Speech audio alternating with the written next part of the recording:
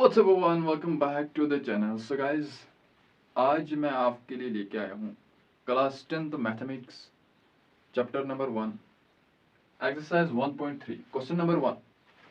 Question number 1 कह रहे हैं कि प्रूव दैट, क्वेश्चन नंबर 1 ये कह रहे हैं प्रूव दैट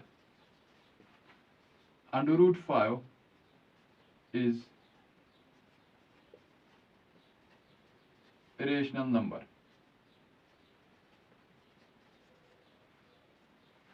क्वेश्चन नंबर 1 कह रहे हैं, क्लास 10th मैथमेटिक्स का क्वेश्चन नंबर 1 कह रहे हैं prove that √5 is irrational number. ये प्रूव करके दिखाना है कि √5 जो है ये इरेशनल नंबर है। अब किस तरीके से इसको प्रूव करते हैं, तो सबसे पहले हम यहां पे लिखेंगे, इसको सॉल्व करते हैं। Let's assume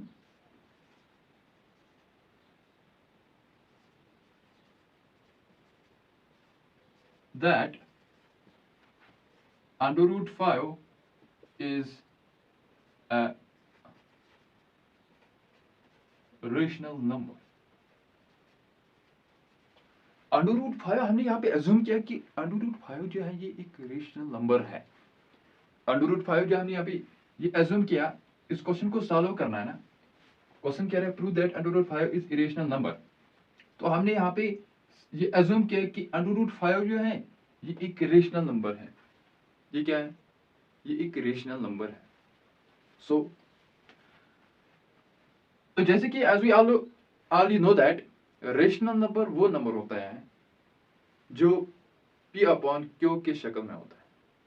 P/Q, where P and Q are integers, any integer, and Q is not equal to 0। okay, तो यहां पे लिखेंगे now let √5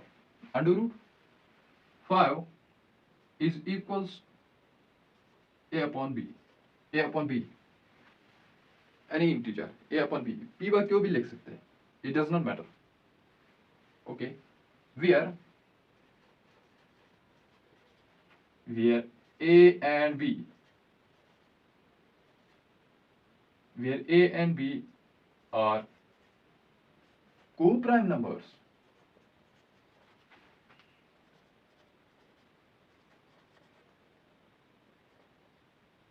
and B is not equal to 0।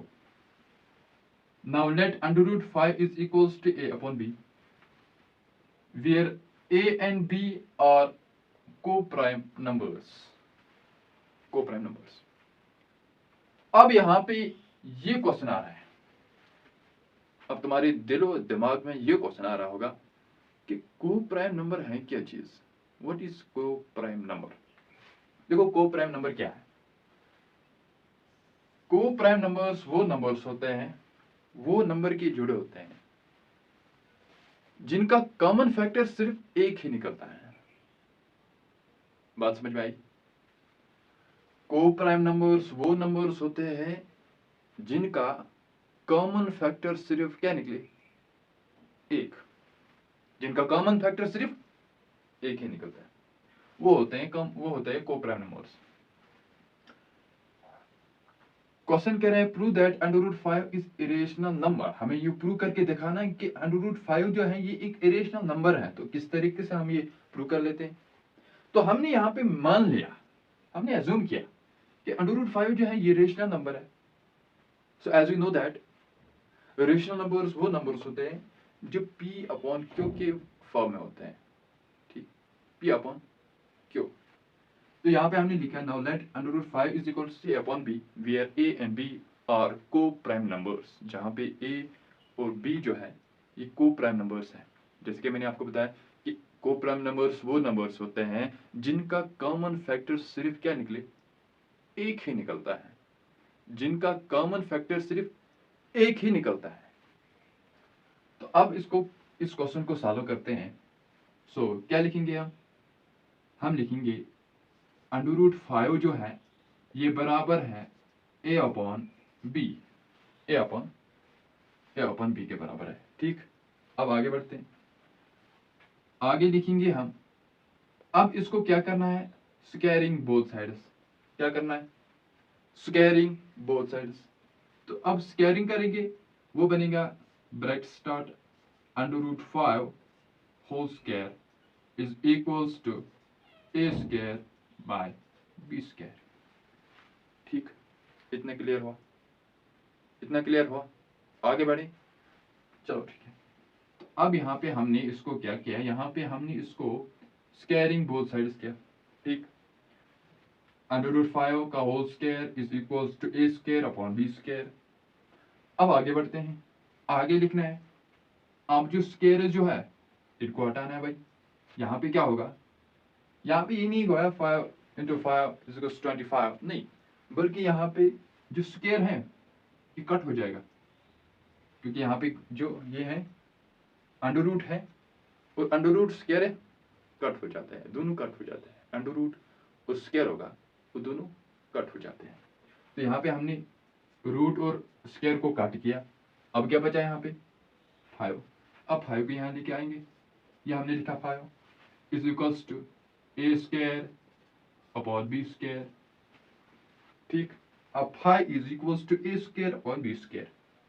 ठीक है ना? अब जो यहाँ पे जो b है, अब b है यहाँ पे, अब जब इस b को यहाँ से उठाएंगे, इसको यहाँ लेके जाएंगे, यहाँ से b को उठा के यहाँ पे लेके जाएंगे, तो ये हमारा बन जाता है, ये यहाँ पे डिवाइड में है, तो जब यहाँ पे आएगा, ये यहाँ पे क्या आएगा? मल्टीप्लाई में। यहाँ पे b जो है ये a के साथ यहाँ पे डिवाइड में है, b जो है ये यहाँ पे a के साथ क्या है? डिवाइड में है। इसको उठाते हैं यहाँ पे लेके जाएंगे, तो जो ये डिवाइड में है, तो जब यहाँ पे आएगा तो ये यहाँ पे क्या आएगा? ये यहाँ पे मल्टीप्लाई में आएगा, ये यहाँ पे 5 के साथ क्या आएगा? मल्टीप्लाई में। तो देखो यहाँ पे b को उठाएंगे, यहाँ पे लिखेंगे b square 5 is equals to a square. ठीक, b square 5 is equals to a square. अब आगे क्या लिखना है? इतना हुआ। अब आगे बढ़ते हैं। अब यहाँ पे ये जो 5 है ये b के साथ अब मल्टीप्लाई में है। ठीक है ना? ये b जो है, ये 5 जो है, ये b के साथ यहाँ पे क्या है? मल्टीप्लाई में है। अब जब यहाँ 5 को उठा के यहाँ पर नीचे लेके आएंगे, बॉर्डर को पार करेंगे, बॉर्डर क्रॉस करेंगे, तो 5 जो है ये यहाँ पे इसके साथ क्या आएगा? डिवाइड में। ये 5 जो है ये a के साथ क्या आएगा? डिवाइड में आ जाएगा। यहाँ पे ये मल्टीप्लाई में है, तो जब यहाँ पे आएगा तो यहाँ पे ये क्या बन जाएगा? डिवाइड। तो यहाँ पे इसके साथ ही डिवाइड में आएगा, तो यहाँ पे लिखेंगे हम b square is equals to a square upon 5। b square is equals to a square upon 5। अब यहाँ देखो a जो है ये डिवाइड करता है 5 को। ठीक, अब यहाँ a स्क्वायर जो है ये डिवाइड किसको करता है?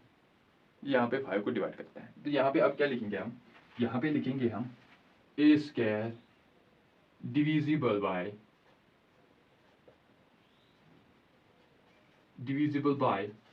5।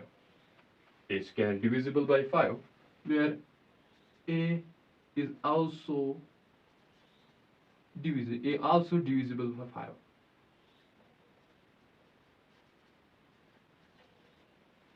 A square divisible by 5, a also divisible by 5. ठीक, इतना क्लियर हुआ आपको?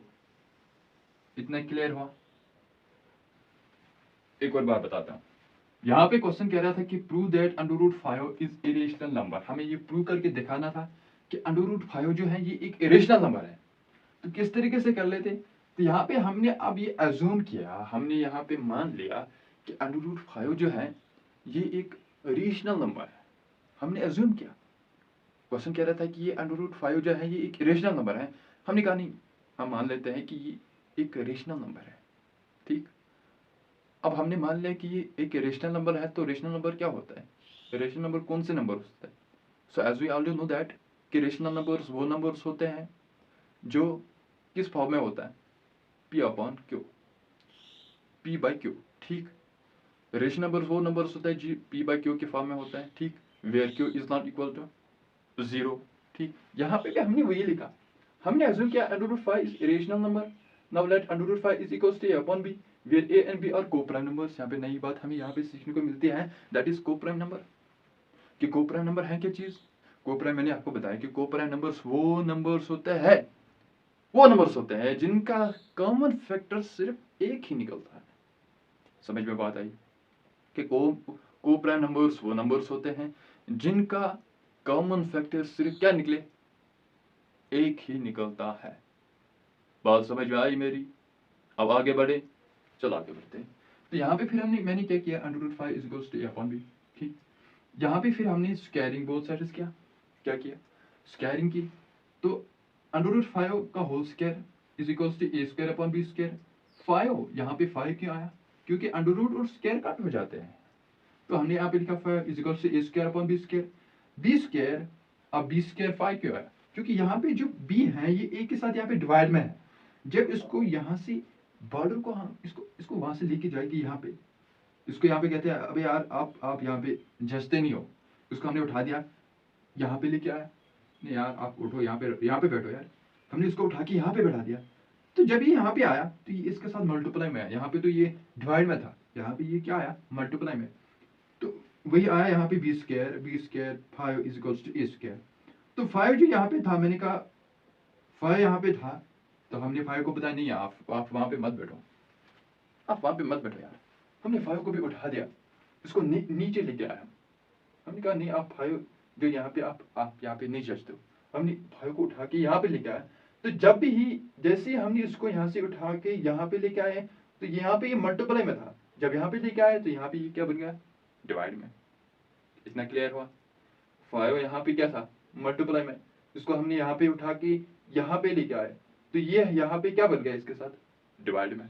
तो जहाँ पे एक यहाँ पे फिर एक जो a जो है ये डिवाइड किसको करता है, 5 को। और वही हमने लिखा है यहाँ पे a square divisible by 5, a square divisible by 5, a also divisible by 5।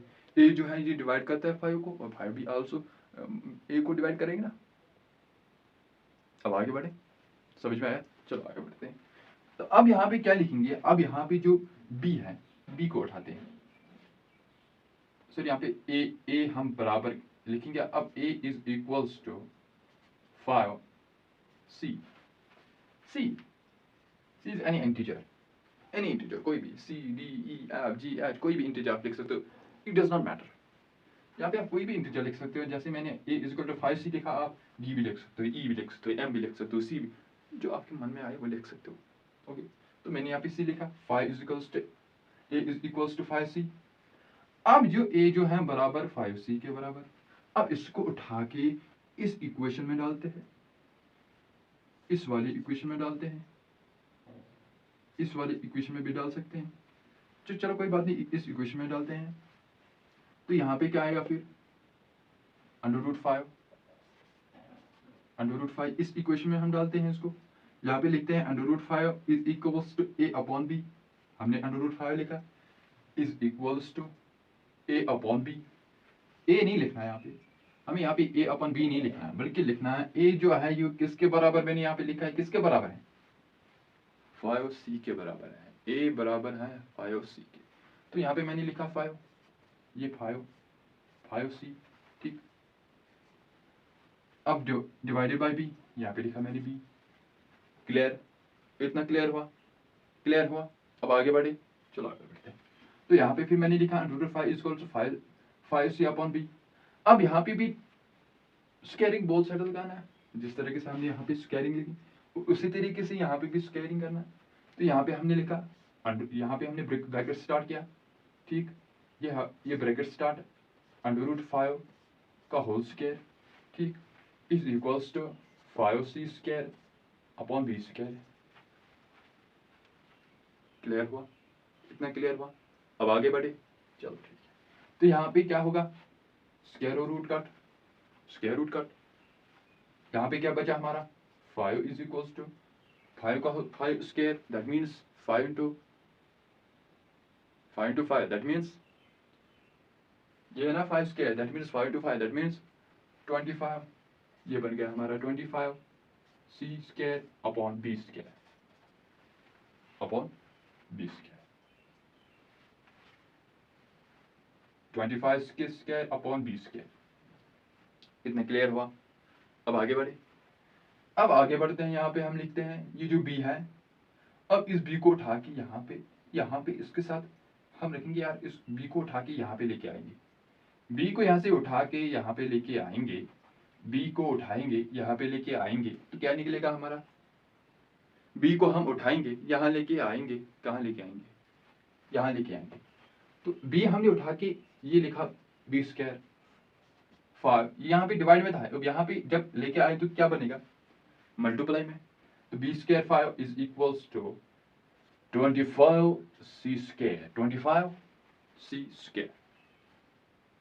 इतना क्लियर हुआ, इतना समझ में आया। अब आगे बढ़े, चलो आगे बढ़ते हैं।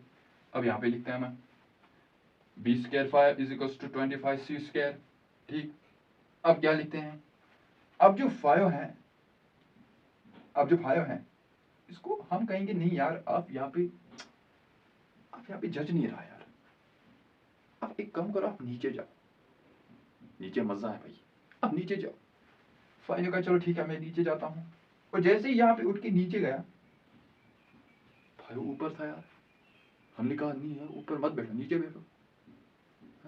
5 ने कहा चलो ठीक है, आप जो कहीं मैं वही करूंगा। 5 उठ के यहाँ पे आया, तो जब जैसे ये नीचे आया तो ये बन गया, जैसे 5 यहाँ नीचे आया तो ये पहले मल्टीप्लाई में था, अब ये बन गया है, क्या बन गया भाई, ये बन गया है डिवाइड। पहले मल्टीप्लाई में था ये b के साथ, अब हमने उसको कहा नहीं आप खड़े मत बैठो यार, नीचे बैठो, इसका चलो नीचे बैठता हूँ मैं। और जैसे ही नीचे बैठा, पहले तो ये मल्टीप्लाई में था b के साथ, जैसे ही नीचे बैठा तो यार ये तो डिवाइड में आ गया, ये यहाँ पे था इसके साथ मल्टीप्लाई में, तो यहाँ नीचे आ गया तो इसके साथ क्या होगा, डिवाइड में आ गया, तो 5 कट हो गया, 5 into 2, 5 into 5 that means 25, okay. तो यहाँ पे b square is equals to 25, so 5 c square, 5 c square, b square is equal to 5 c square, that means b square SIBLE divisible by 5, b square divisible by 5, b also divisible by 5, b square divisible by 5, b also divisible by 5। तो अब हमने यहाँ पे क्या किया, हमने यहाँ पे ये जो b है ये डिवाइड कर लेते हैं किसको, 5 को डिवाइड करता है, और जब b 5 को डिवाइड करता है तो 5 भी b को डिवाइड करेगा, ये तो जेन्युइन बात है भाई। अब आगे बढ़ते हैं, अब बात करते हैं भाई यहाँ पे जो हमने मान लिया था कि ये कोप्राइम नंबर्स है, ये तो मस्त है भाई, हमने मान लिया था a एंड b जो है ये कोप्राइम नंबर्स है। कोप्राइम मैंने आपको बताया कि कोप्राइम नंबर वो नंबर होता है जिनका कॉमन फैक्टर सिर्फ एक ही निकलता है ना। लेकिन यहाँ तो हमने यार ये यहाँ पे तो ये गलत निकला, यहाँ पे तो ये रॉन्ग निकला भाई, हमने माना था A and B coprime numbers हैं, लेकिन यहाँ पे तो इसके भी बहुत फैक्टर्स निकलते हैं और इसके भी फैक्टर्स निकलते हैं, है ना। इसका मतलब हमने जो एज्यूम किया था वो रॉन्ग निकला, हमने एज्यूम जो किया था वो क्या निकला, रॉन्ग, वो गलत निकला। हमने एज्यूम किया था कि √5 जो है ये रेशनल नंबर है, लेकिन जैसे ही हमने इसको सॉल्व किया ये रेशनल नंबर नहीं निकला, बल्कि ये √5 जो है ये इरेशनल नंबर निकला भाई, ये इरेशनल नंबर निकला, क्योंकि मैंने आपको बताया a एंड b जो है ये कोप्राइम नंबर्स हैं, और जैसे हमने इसको सॉल्व किया यहाँ पे तो बहुत सारे इसके फैक्टर्स निकलता है, कॉमन फैक्टर निकलता है। मैंने आपको बताया कि कोप्राइम नंबर्स वो नंबर्स होता है जिनका कॉमन फैक्टर सिर्फ एक ही निकला है, जिनका कॉमन फैक्टर सिर्फ क्या निकले, एक निकले। यहाँ पे तो इसका भी निकलता है और इसका भी निकलता है, दैट मीन्स इनका फैक्टर जो है कॉमन फैक्टर है वो बहुत है, एक से ज्यादा है ना। दैट मीन्स हमारा जो ये हमने जो एज्यूम किया था, हमने जो मान लिया था कि √5 रेशनल नंबर है वो गलत है। हमने गलत माना था, हमसे गलतफहमी हुई यार कि ये √5 जो है ये रैशनल नंबर है। और जैसे ही हमने इसको कैलकुलेट किया, जैसे हमने इसको सॉल्व किया, ये तो ये इरेशनल नंबर निकला भाई। दैट मीन्स हमारा जो एजम्पशन, हमारा जो ये एज्यूम हमने जो ये मान लिया था, हमने जो एज्यूम किया था, दैट्स रॉन्ग, दैट्स रॉन्ग।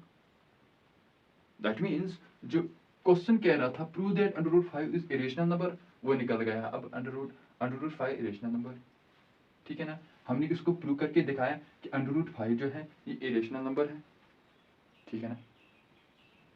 समझ में आई बात। मैं कह रहा था कि √5 जो है ये इरेशनल, क्वेश्चन कह रहा था इसको प्रूव करके दिखाओ, और हमने अज्यूम किया था √5 जो है ये रेशनल नंबर है।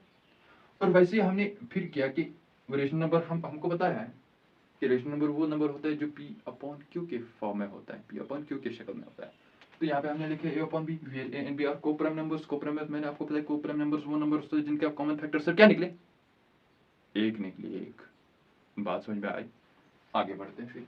और जैसे ही हमने फिर उसको कैलकुलेट किया, हमने कैलकुलेट किया, तो हमारा जो एजम्पशन, हमारा जो ये एज्यूम, हमने जो एज्यूम किया था वो गलत निकला। That means √5 is irrational number. √5 जो है ये एक इरेशनल नंबर है, ठीक है। सो मुझे उम्मीद है कि आपको समझ में आया होगा। Thanks for a lot.